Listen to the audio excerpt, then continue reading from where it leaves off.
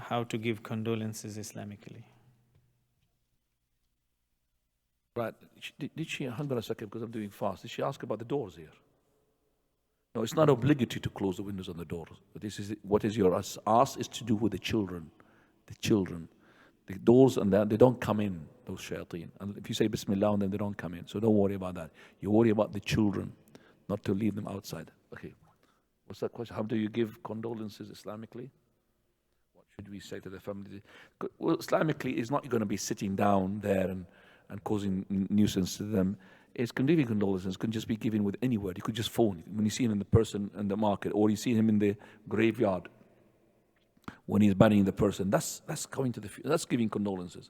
And you say the following words: "Inna lillahi ma akhad wa lillahi ma a'ta wa kullu shay'in 'indahu ila ajalin musamma faltasbir wal tahtasib." If you don't know these words, just say words that would be words that would give sympathy to the person. May Allah subhanahu wa ta'ala forgive you for your person, and may Allah azza wa jalla give you patience, grant you patience. All of these things, inshallah, would be good.